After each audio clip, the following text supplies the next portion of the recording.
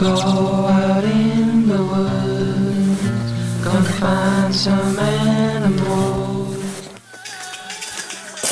Let's go outside and check out the garden. I can show you how everything is growing so well. In this beautiful April we have.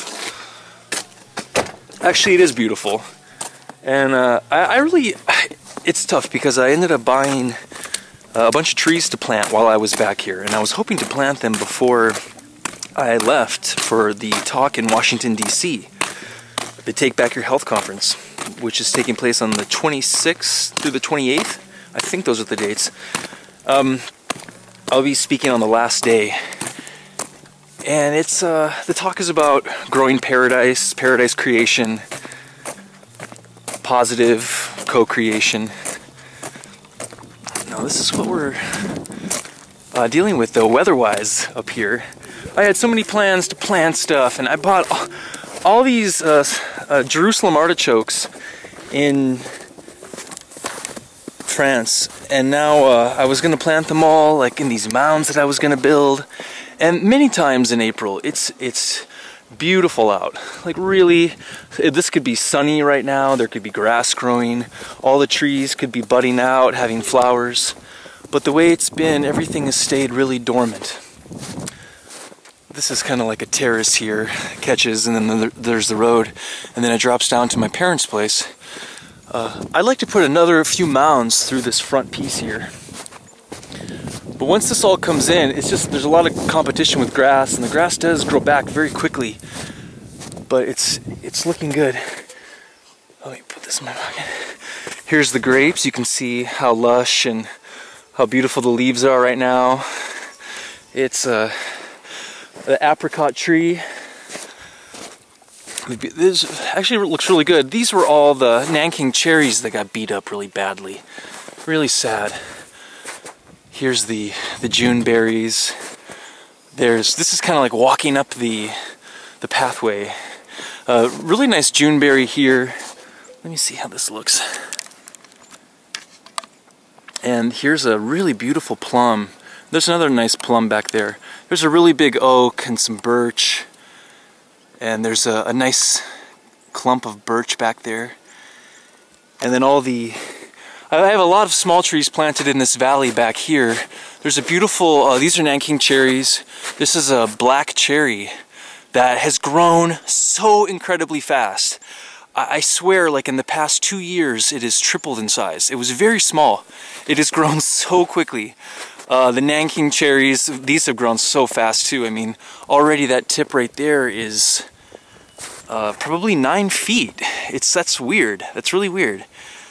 But they're definitely still sleeping right now, and luckily these ones weren't touched. It was only these ones.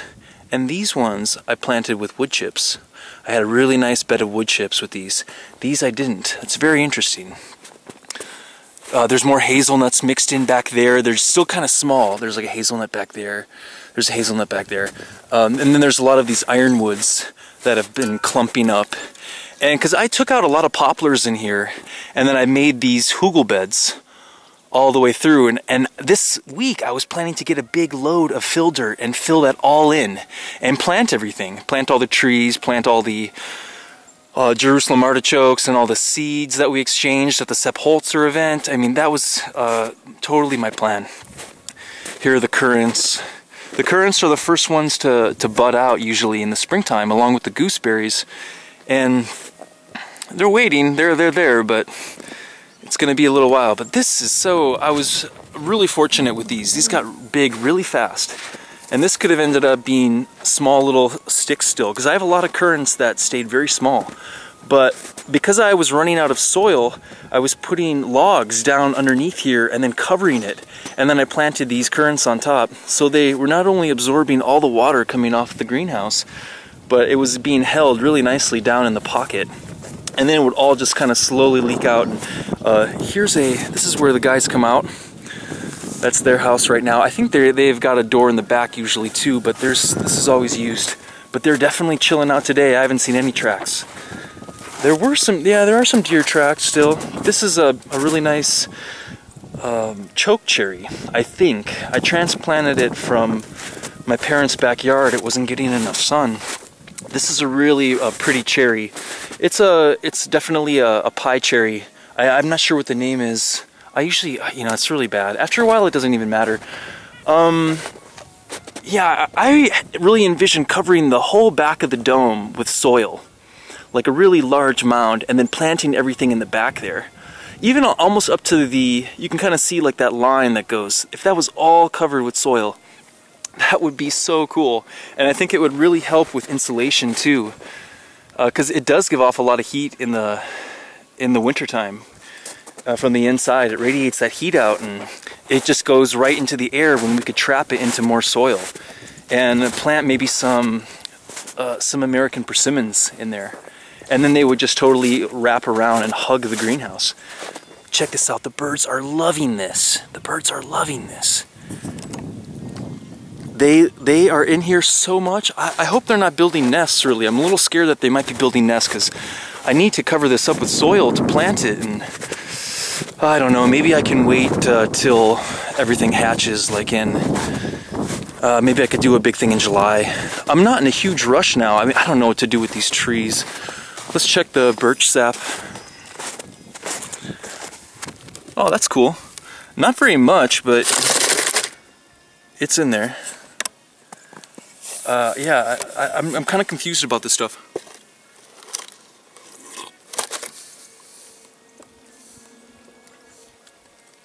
It's sweet, but it's nothing like that maple sap. And it's very icy. Yeah. Oh, this one's actually pretty good. Oh, look at this. This is cool. So we have a nice icicle, and it's just continuously dripping. And it's this. Oh my gosh. Oh my gosh. Whoa.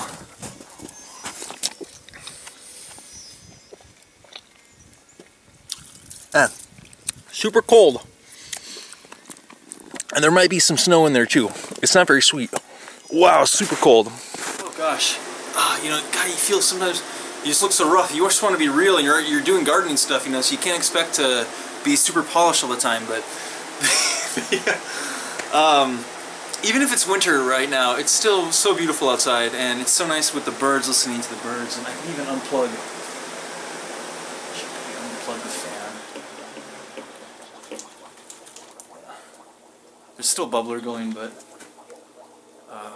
yeah, even if it's, I can still do stuff, you know. I'm still doing some stuff in here, and it's really enjoyable. I'm eating comfrey leaves a little, and then hanging out with this guy.